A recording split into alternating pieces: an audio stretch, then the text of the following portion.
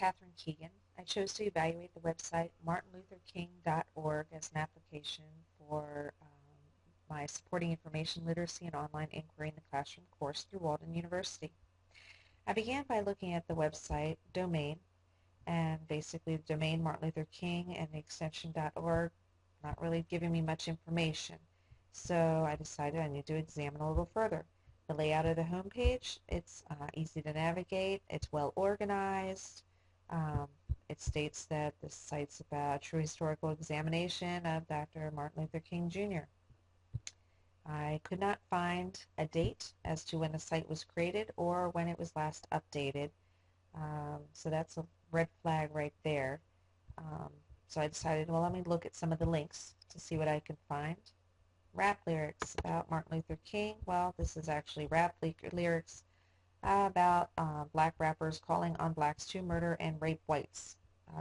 It contains derogatory lyrics from songs, and it has alleged news articles about whites getting violently maimed or killed by blacks and Hispanics. Um, Not really appropriate for young readers, that's for sure. The truth about King, I couldn't screencast the whole thing, but at the top it's talking about how Martin Luther King plagiarized a lot of other people's works, and further down it talks about how he was secretly an America-hating communist, and even further it talks about him being an immoral person, an adulterer. So, many of these links are not really providing proper information for students to be reading. Uh, the flyers that they have, Bring the Dream to Life. If you click on that, it's basically Martin Luther King, communist woman beater, plagiarist, subversive, adulterer, sexual deviant. Not appropriate information for these students. Dr. Martin Luther King was a fraud.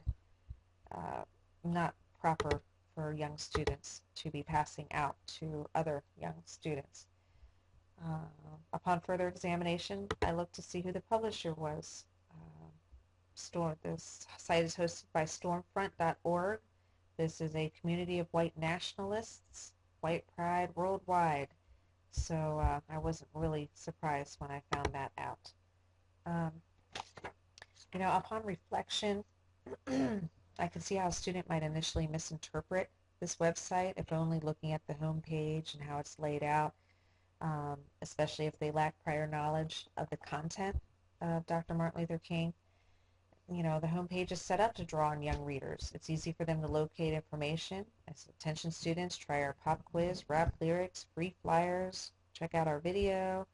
Um, you know, I can see how they could be, skewed into thinking this information would be valid.